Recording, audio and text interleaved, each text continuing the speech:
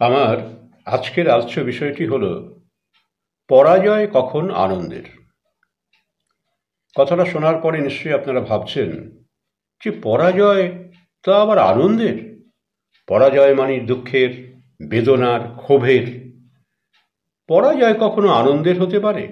হ্যাঁ, পরাজয়ও আনন্দের হয়, এবং শুধু আনন্দের নয়, এই আনন্দ আমরা আকাঙ্ক্ষা করি।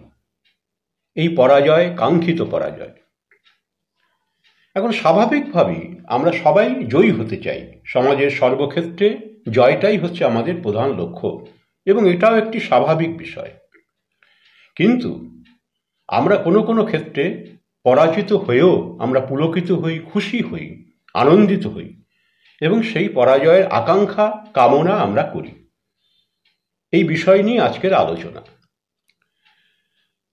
বহু ক্ষেত্রেই আমাদের পরাজয় কাঙ্ক্ষিত। আমি তিনটি বিষয় শুধু আপনাদের উল্লেখ করব, যে কোন কোন বিষয়ে আমরা পরাজয় আকাঙ্ক্ষা করি। প্রথম বিষয়, সন্তানের কাছে পিতামাতার পরাজয়। দেখুন, আমরা পিতামাতা হিসাবে কি চাই?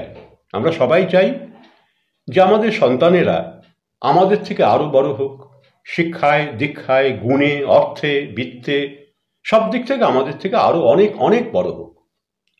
অর্থাৎ সন্তানের কাছে পরাজিত হওয়ার আকাঙ্ক্ষা আমাদের প্রত্যেক পিতামাতার। এই পরাজয় কখনোই বেদনার নয়, কখনোই দুঃখের নয়।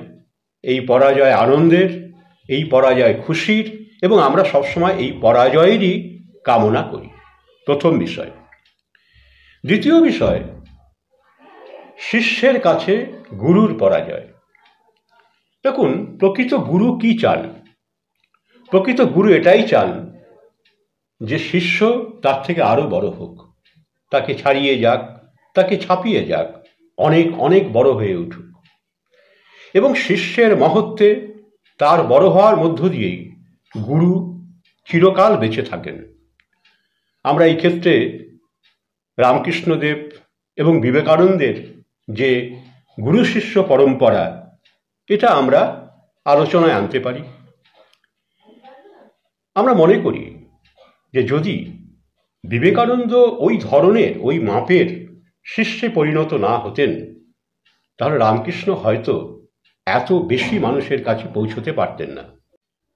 তাহলে রামকৃষ্ণদেব কিন্তু তার শিষ্যের আরো বড় হওয়ায় তিনি ব্যথিত হননি, বরং বিবেকানন্দ যখন এত বড় মাপের মানুষে পরিণত হলেন, তখন তার মধ্য দিয়েই গুরুদেব বেঁচে রইলেন মানুষের মধ্যে যুগে যুগে।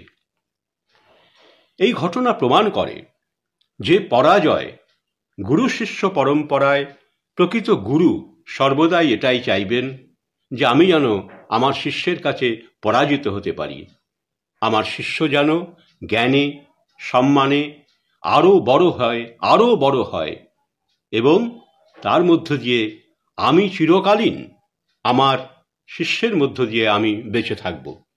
তাহলে এই পরাজয় কখনোই দুঃখের নয়, বেদনার নয়, এ আনন্দের, এবং অবশ্যই তা কাঙ্ক্ষিত।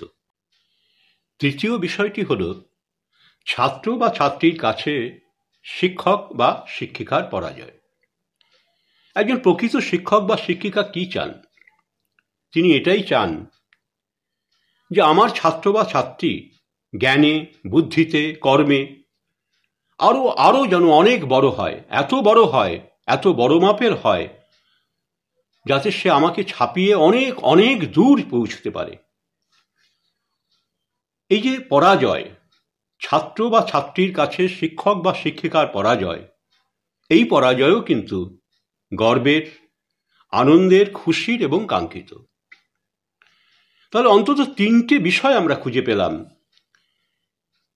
যে ক্ষেত্রগুলিতে আমরা সকলেই পরাজিত হতে চাই, এবং এই পরাজয় আমাদের কাছে আনন্দের, খুশির এবং কামনার বস্তু।